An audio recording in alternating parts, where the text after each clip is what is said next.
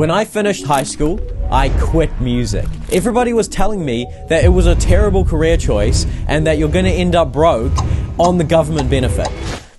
That's kind of what happened at a certain point there, but that's a story for another time. What I did instead was that I pursued hospitality management. I got a full scholarship to attend a premium hospitality college in a place called Queenstown, New Zealand. I dressed up in my suit and tie, and I attended my classes on wine and food and the 5,000 orders of fine dining service. But I'll tell you what, I ended up depressed, and I wasn't sure why. It's because I left music behind. If it's a part of who you are, you can't just leave that behind. And I did, and I suffered because of it. I ended up genuinely depressed. The first time that I'd ever experienced depression in my life. You just know it deep down that it's like, I've messed up here. I made the wrong choice. This is the wrong path.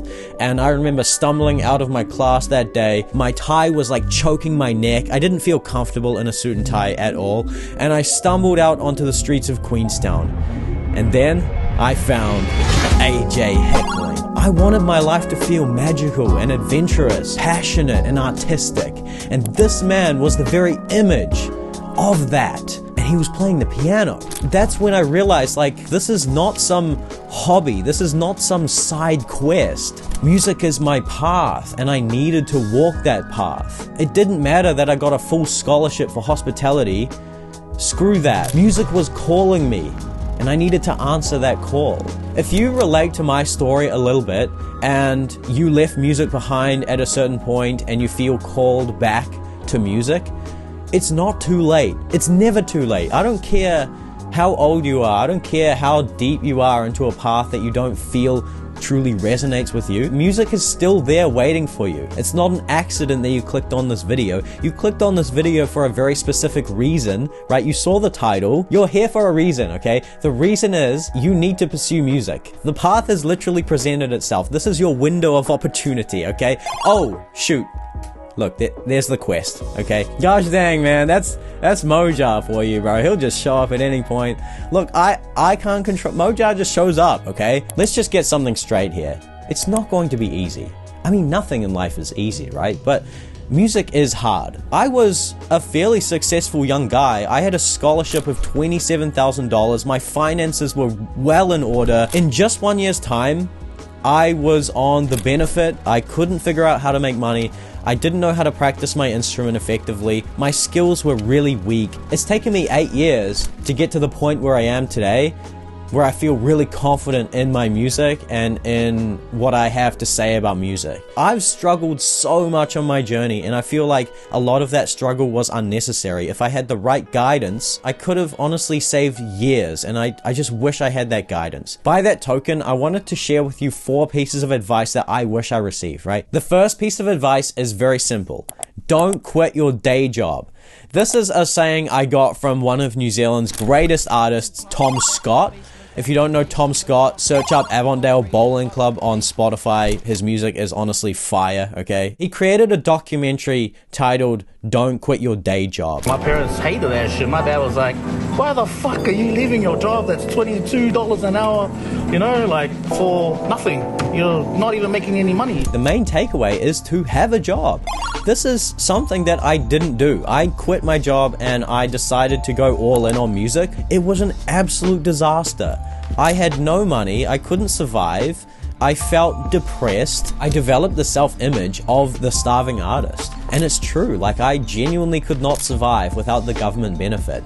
And what happened was I kind of had this like sense of like, I can't do this. I can't figure out my life right now. And I was applying for jobs with my hospitality diploma, by the way. I had experience in hospitality, but I was going to these job interviews at cafes and I was not getting the job despite having one of the country's most premium like diplomas in hospitality. I couldn't even get a job with that. This was serious. I literally could not fend for myself. It was an absolute disaster. I can safely assume that you watching this, you have a job, you have a secure income. Don't throw that away. That's really important. You need that just to have that sense of security. You want to come into the music path from a place of abundance. This is also going to allow you to actually buy gear, right? Because on the music journey, you need to invest money in training and in gear. right? If you have disposable income, there you go. You can buy all the gear that you need, and I actually recommend that you do. Definitely invest in coaching and training and mentorship. Find a local teacher and get lessons from them. Everyone's focused on like self-teaching themselves, and yes, you can do that, but if you have the money, why wouldn't you invest it in training from someone who actually knows what they're talking about? Because guess what? I didn't do that when I started out. I didn't invest in any training and mentorship. Why was that? It's because I didn't have a job and I couldn't pay for it. Probably like... Alright, the second piece of advice is to find an hour every single day to put into music. Don't move a muscle, right? We're gonna find an hour in your daily routine. So here is exactly what you are going to do. Step 1, do a review of your daily routine. You need awareness of where your time is actually going first so that you can find that extra hour every single day, right? Step 2, circle or highlight the things that you're spending your time on that don't contribute to your musical pursuit. So this could be like video games or TV shows or scrolling social media or something like that. Yeah, you don't have to quit those things. Like, I'm not saying completely quit playing video games or completely quit watching TV shows. All you need is just an extra hour every day, right? So maybe you discover that you're spending like 3 hours playing League of Legends or something, right? Just take one of those hours and put it into music. There you go. You're still playing 2 hours of League of Legends, and now you're investing in your future as a musician. Step 3, see if you can replace those things with musical training. We've already talked about that. Step 4, find areas in your daily routine where you can make time. So if you really don't want to replace an hour of what you're currently doing with musical training, that's fine. Your other option is to find an extra hour somewhere else in the day. Okay, generally speaking, this could be at the start of the day or the end of the day. I think the morning is probably the best place to win back some time, okay? All you need to do is get up an hour earlier. That is probably easier said than done for a lot of people, but if you're serious about music, you would do it, right? Are you gonna let down Maestro Moja? He wants you to do this, right? He gave you that quest and you accepted it. And finally, step 5, don't make excuses. So your mind is trying to trick you. It's trying to hoodwink you into not pursuing your music dream, right? Like, you know what you want to achieve, but your mind literally tries to sabotage that, okay? So don't listen to your mind. If it's coming up with excuses or limiting beliefs, say, screw you, bro. I'm gonna pursue music anyway. And then it's just a question of how you're going to spend that hour. Here's what I recommend. I recommend that you do 30 minutes, immersing yourself more in the world of music, deeply listening to your favorite music and being like, oh, I kind of like that, or I like this, right? This is developing the ear. Seek out artists that you really admire, create a vision for yourself, and also seek out good training resources and things like this. The next 30 minutes would be spent practicing, right? Actually training those skills, right? So if you are going to practice an instrument, then obviously this would be practicing the instrument, right? Not thinking about practicing, not talking about it, not doing research on practicing, actually just sitting there and practicing scales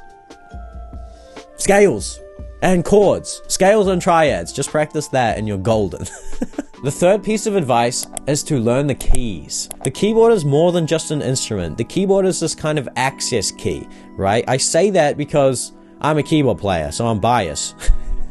No. I'm genuinely saying it because the keyboard allows you to produce music and compose music and explore basically what I describe to be a universe of sounds. Even if you're like a violin player, violin can be your main instrument. That's really cool. But having keyboard skills is going to allow you to like have these piano chords beneath your music and lay down some strings or something to accompany your lead solo violin parts, right? Do you see how powerful that is, right? So you can kind of produce yourself if you have keyboard skills. It's ridiculously powerful. More people need to learn the keyboard. Now, the good news is that I actually created a course based on this fundamental idea called Unlock the Keyboard. It's a 13-hour free course. I'm not going to charge you a dime. Yeah, it's just so powerful. There are so many purposes for the keyboard, and I feel like I'm not going to hold this knowledge back behind a paywall. It shouldn't be paywalled.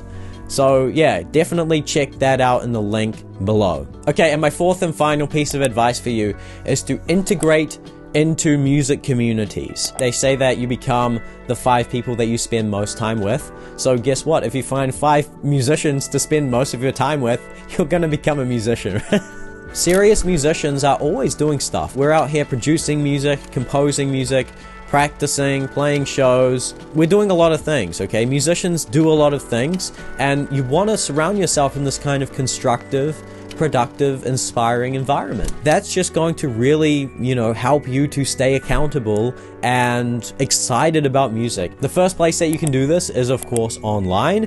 You could start with this video, right? Just make a comment below, and I'm sure so many people also watching this video are exactly like you, who probably left music behind at a certain point but feel called back towards music. You can start to find your guild. In fact, I have something in the works in regards to this, but I'm not going to disclose much information yet. I'm going to keep that under wraps for another few weeks. You can start with my free community, Unlock the Keyboard, if you don't know where else to start. Online is great, but I really recommend finding real musicians to hang out with in the real world, okay? So the second great place to find musicians are open mic nights. Honestly, this is a life hack for musicians. You need to go to open mic nights. Open mic nights attract all the singer-songwriters in town who are trying to build a name for themselves or who just want to perform music, right? So you can go to these open mic nights and meet musicians and just hang out. And even if you don't feel confident to perform yet, you could just go there and just hang out and listen to music. And again, it's just about surrounding yourself with these kinds of people. And the third place to find musicians are, of course, live shows.